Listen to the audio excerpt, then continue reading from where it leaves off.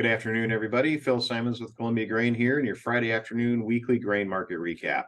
Well, today was the end of the week, the end of the month, and end of the quarter.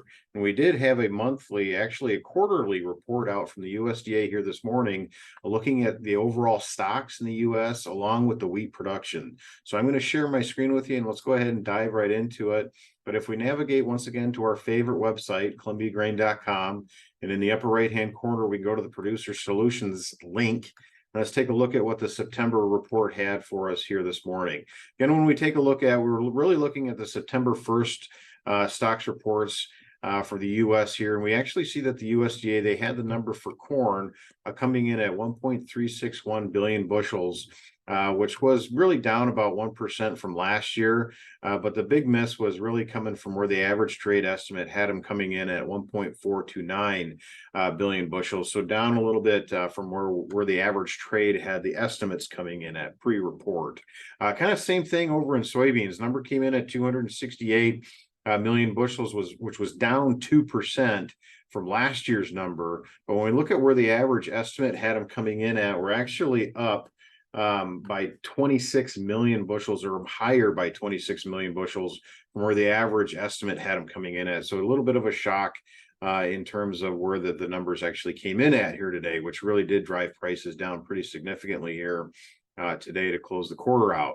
The last up on today's report was the production for wheat in the U.S.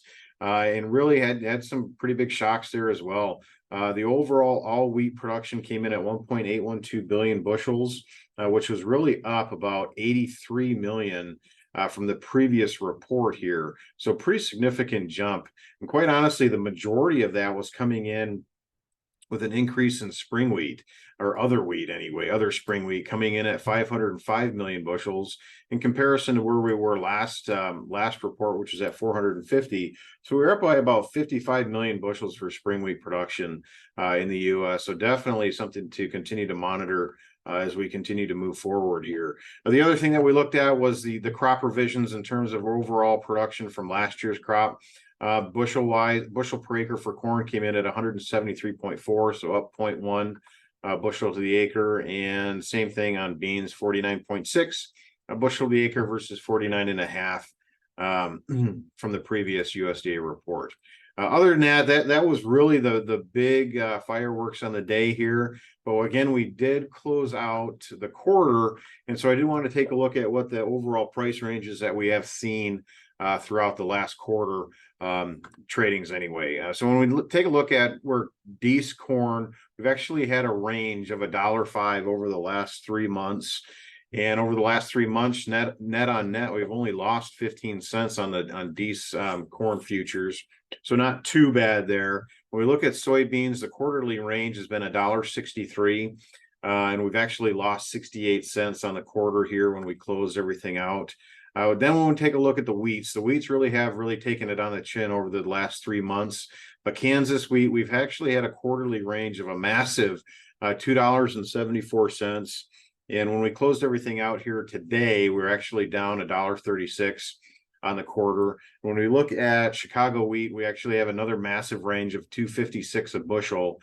And the quarterly change is actually down at $1.25 when everything closed out here today. Lastly, when we take a look at Minneapolis, another big range of $2.48 a bushel there, but the quarterly change, the net loss has been $1.12 per bushel. But when we take a look and see, how does that look at, the highs versus the lows versus the closes, we actually can see that we really did close pretty much everything out at the low end of the range that we have seen throughout the quarter. But we do have harvest breathing down our necks here for corn and soybeans as well. So we are seeing a little bit of harvest pressure activity. But again, really just trying to highlight the importance of getting your orders out there and working. You really from hedge to arrives to basis orders. And really take a look at some minimum price orders, especially with the amount of gas that we've taken out of the futures markets here recently. Also take a look at some of our ratchet type orders as well. But be sure to get a hold of your local merchandiser and or buyer to see all the different tools that we have available for you from your marketing perspective. Other than that, we're going to go ahead and wrap everything up for the weekend here. I hope everybody has a great week. And remember, the market is not logical, it is psychological. Have a great weekend, everybody. We'll talk with you next week.